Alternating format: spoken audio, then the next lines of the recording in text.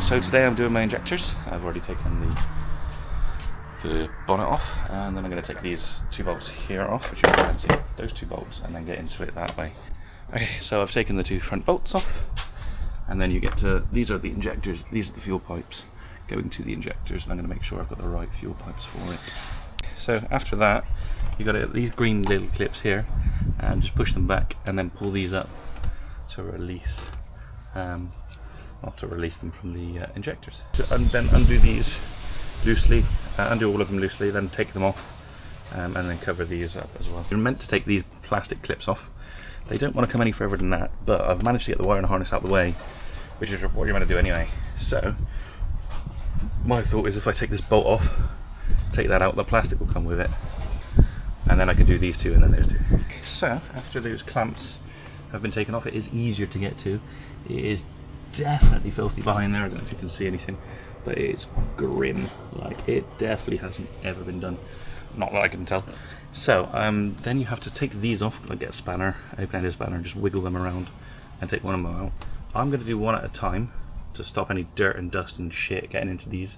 So I'm going to do that, clean that one, then put the new injector in with the new seal, and just leave it, and then do that one and then that one down, and all of them, because it just stops a bit of a mess, doesn't it?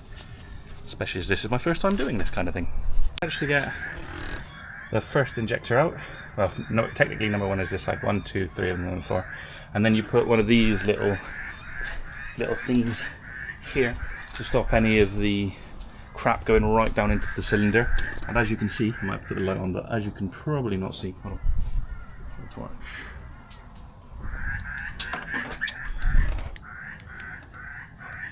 As you might be able to see down there, it is covered in crap. So it's probably due in I don't think it's ever been done.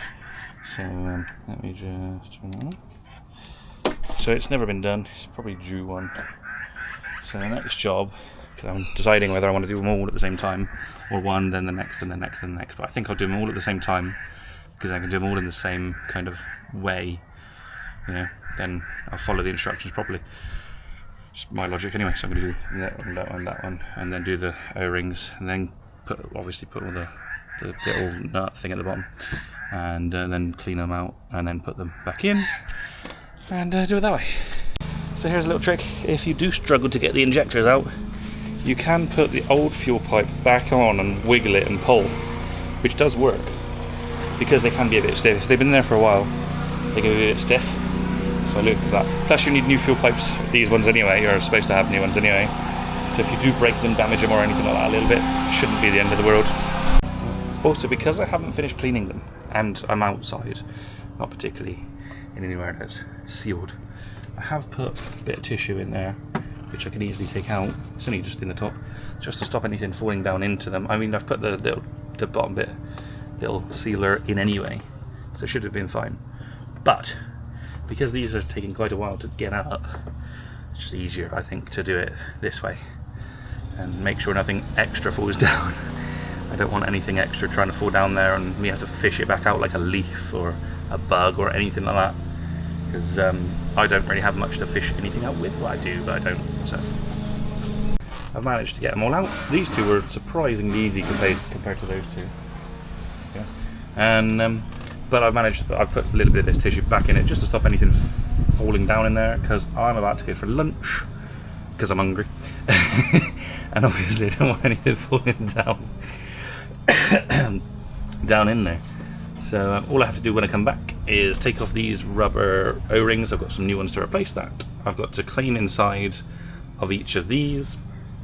Then I've got to put in the new injector into them. Then after that, then after the injectors, you clamp them down, and well, you'll see what I do when I've done it. Okay, so after you take out those, I've just eaten, feeling a lot better. You get some of these different tools. It comes in there's a kit down there. It comes with everything you need for cleaning injectors. You follow the instructions, which is nice that it comes with some, and then clean the injector nozzle, and then you put the O-ring, which is there, back in, and then the injector, and then you do the next one, the next one, the next one, and follow the refit instructions. Basically, it's quite nice to have. It seems not going to say what it seems, but it seems not too bad. I'm also going to put you up there. Can you see? Oh, you can see something. There you go. Right.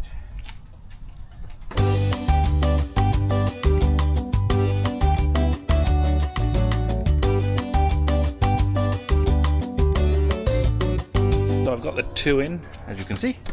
I've kept the little plugs on for now because they don't need to come off yet. And my head torch has almost died, so I've chucked that in on charge for 20 minutes. Then I carry on with the next one. Hopefully it would last for the next 2. And then it'll be done. And then I just have to reconnect the pipes and reprogram the system. It'll run like a dream. Okay, as you can see, all injectors are in and cleaned. Like the seals where they sit is cleaned. Now I've just got to put the brackets down, tighten up the bolts finger tight, and then connect the fuel pipes. So I've made sure these are all seated correctly on the O-rings. I've put this back on only finger tight so that you can undo it if you need to and reseat them or anything like that. I did have to take 1 or 2 out of their seats and put them back in because they didn't sit right, but they do now. So that's good. Now I'm thinking, well, I need to read the instructions, but I'm thinking I have to reconnect these fuel pipes up one at a time.